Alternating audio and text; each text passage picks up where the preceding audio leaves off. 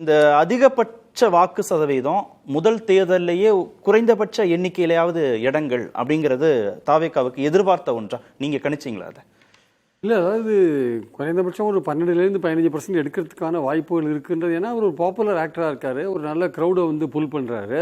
அதனால் வந்து ஒரு 12-15% எடுப்பாருன்ற ஒரு எதிர்பார்ப்பு டெஃபினட்டாக எனக்கு இருந்தது. நான் பல தடவையும் பேசியிருக்கேன். சீட் கன்வெர்டபிலிட்டி இருக்காது, மற்றபடி பர்சன்டேஜ் வைஸ் இருக்கும் அப்படின்னு தான் பேசியிருக்கேன்.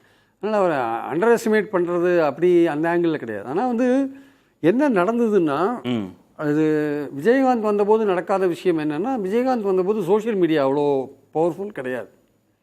இப்போது அது பவர்ஃபுல்லாக இருக்குது. ஸோ ரொம்ப ஓக்கலாக இருக்குது வாய்ஸ். தாவேகாக்கு இது ஆதரவான வாய்ஸ் வந்து ரொம்ப ஓக்கலாக இருக்குது. எல்லாருமே அப்படியே எல்லாம் வெளிப்படையாக சொல்கிறாங்கனால நமக்கு வந்து எங்கே கேட்டாலும் அதுவாக இருக்குது. நம்ம வீட்டு சர்வெண்ட்லேருந்து ஆரம்பித்து பார்த்தீங்கன்னா அதான் கேட்குறாங்க. வந்தவொன்னே என்ன சார் விஜய் வந்துடுவாரான்னு தான் கேட்குறாங்க.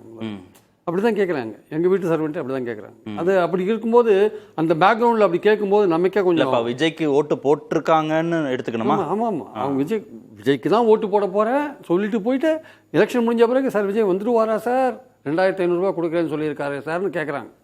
ஸோ இது வந்து இந்த ரியாலிட்டியை நம்ம வந்து வி ஷுட் நாட் பைபாஸ், அதை கடந்து போகக்கூடாது. அவங்களுடைய அந்த ஸ்டேட்டஸ்லேயே நம்ம வந்து கேட்குறாங்கன்னா அந்த மனநிலை கொண்டவங்க எவ்வளோ பேர் இருப்பாங்கன்னு நம்ம ஊகிக்கணும் கரெக்டாக வந்து. அதனால் அவருக்கு வந்து ஒரு சர்ஜி திடீர்னு வந்திருக்கு.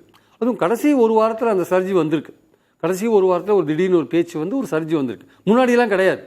அதுக்கு முன்னாடிலாம் பெரிய அளவுக்கு. ஏன்னா அவர் வந்து கரூர் சம்பவத்துக்கு அப்புறம் வந்து பல மீட்டிங்ஸை கேன்சல் பண்ணி அவருடைய சொந்த பிரச்சனைகள் அது இதுன்னு சிபிஐ என்கொயரி அது இதுன்னு அவருடைய இமேஜே வந்து ஒரு மாதிரி டேமேஜ் ஆகிருந்த சூழலில் கடைசி 1 வீக்கில் வந்து திட்டமிட்டு வந்து விஜய் எங்கே பார்த்தாலும் விஜய்னு சொல்ல வேண்டிய ஒரு விஷயம் வந்திருக்கு.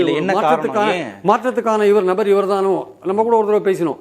ஒரு மாற்றத்துக்கான நபராக இருக்காரோ இல்லையோ, அதுக்கு தகுதி உள்ளவராக இருக்காருன்னு ஒரு கேள்வி இருக்கு. ஆனால் அவரை நோக்கி ஒரு க்ரௌடு போகிறதுன்றதை நம்ம பேசணும் நம்ம. ஸோ காரணம் வந்து என்னன்னா, நான் பார்க்குற அடிப்படை காரணம்னா, யார் புதுசாக வந்தாலுமே ஒரு சேஞ்ச் வேணும் அப்படின்ற ஒரு எண்ணம் மனநிலை வந்து பொதுவாகவே இருக்கும். விஜயகாந்த் 8% இருந்தது இல்லையா?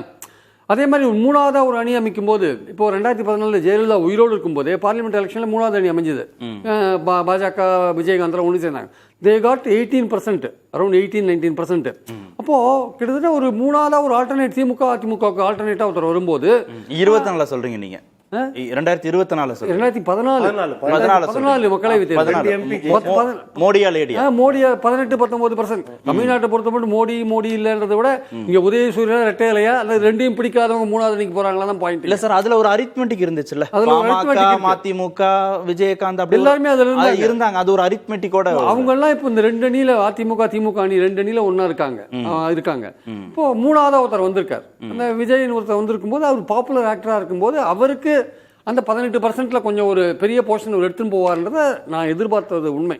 ஆனால் என்னன்னா கடைசி 1 வீக்கில் நான் சொன்ன மாதிரி அதுதான் ஏன் சார் ஒரு சேஞ்ச் வந்து அந்த கடைசி 1 வீக்கில் சோசியல் மீடியா தான் காரணம். பெரும்பாலும் சோசியல் மீடியாவில் அவங்க பண்ண பிரச்சாரம் தான் காரணம். 2வது வந்து விஜய் வந்து அந்த பசங்க வீட்டில் இருக்கிற பசங்கள்லாம் அப்பா அம்மா வற்புறுத்தணுன்ற மாதிரிலாம் வீடியோஸ்லாம் போட்டாங்க இல்லையா?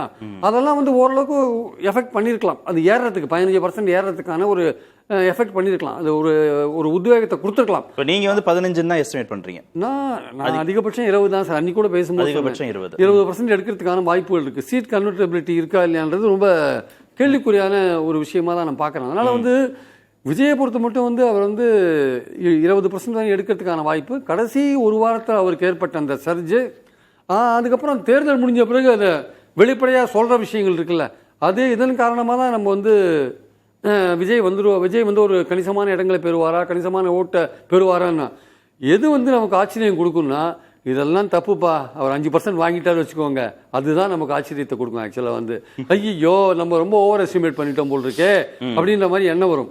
ஆனால் கட்சிகள்லாம் பயந்து போய் கிடக்கிறாங்கன்றது உண்மை. அதெல்லாம் வந்து சும்மா வெளிப்படையாக பேசுறாங்க. அதிமுக உட்பட எல்லாருமே வந்து கான்ஸ்டியூன்சி பை கான்ஸ்டியூன்சி ஒர்க் பண்ணுறாங்க. என்னாச்சு ஏதாச்சுன்னு போட்டு பிழிகிறாங்க. எங்க நடந்தது, எங்க பிரச்சனை வந்தது, எங்க என்ன போச்சுன்னு பாக்குறாங்க. சரி, ஆட்சியை பிடிப்பாரா, மீண்டும் வந்துருவாரான்னு உங்க சர்வன்ட் கேட்டதா சொன்னாங்கல்ல, அதுல என்ன பதில் சொன்னீங்க உங்களுக்கு? நான் வந்து என்னால் சொல்லவே முடியல, இல்லை ரொம்ப குழப்பமாக இருக்கும்போது தான் சொன்னேன். ஆக்சுவலாக அப்படிதான் சொன்னீங்க? அப்படிதான் சொன்னேன். ஏன்னா வந்து நானே வந்து கான்ஸ்டியூன்சி நானே அலசிட்டு இருக்கேன். நானே ஒவ்வொரு கான்ஸ்டியூன்சி முடிவுக்கு வர முடியல. நிச்சயமா முடிவுக்கு வரும். சென்னையிலலாம் என்னால் முடிவுக்கே வர முடியல. பயங்கரமான டஃப்ல போயிட்டு இருக்கு. என்ன நமக்கு ரொம்ப வருத்தம்னு கூட சொல்ல மாட்டேன், அதிமுகவினால ஸ்ட்ராங்காக கட்டமைச்சிருக்கலாம் எடப்பாடி. அவர் உழைப்பு பிரமாதம். ஆனால் அதிமுக ஸ்ட்ராங்காக கட்டமைச்சிருந்தாருன்னா இந்த பேச்சு வந்திருக்காரு. அவர் கொஞ்சம் திமுகவுக்கு மாற்று நாங்கள் தான் அப்படின்னு ஒரு களத்தில் வந்து உறுதியாக எல்லோரையும் அரவணைத்து கொண்டு நல்ல ஒரு கூட்டணி தேமுதிகலாம் விடாமல் ஒரு நல்ல கூட்டணியை ஃபார்ம் பண்ணியிருந்தாருன்னா இந்த விஜயோட ஃபேக்டர் இவ்வளோ தான் வந்திருக்காரு. ஏன்னா அந்த மாற்று திமுகவுக்கு மாற்று அதிமுகன்னு நினைக்கிறவன் இருக்கான்ல, அவன் இல்லைப்பா இந்த தடவை மாற்று அதிமுக கிடையாது தாவேக்கா அப்படின்னு போகிறான்ல, அதுதான் இங்கே வந்து ரொம்ப கவலை கொடுக்குற ஒரு விஷயமா இருக்கு. தாவேக்கா ரசிகர்களுக்கு உற்சாகமூட்டுற விஷயமா இருக்குன்றது வேற விஷயம். அதிமுகவுக்கு கவலை கொடுக்குற விஷயமா இருக்கு. உடனே நான் இப்படி சொன்னோம்னா திமுக ஓட்டு எடுக்கலையான்னு கேட்பாங்க. திமுக ஓட்டையும் எடுக்கிறாங்க. ஆனால் யானை படுத்தா குதிரை மட்டம், குதிரை படுத்தா தரதான். சரி, திரு ஷபீர், அதிக வாக்கு சதவீதம் மட்டும் சொல்லிக்கிறேன். அந்த விஜய வந்து அதிமுக அடிக்காது சார் சொன்னதுல அது ஒரு முக்கியமான பாயிண்ட்.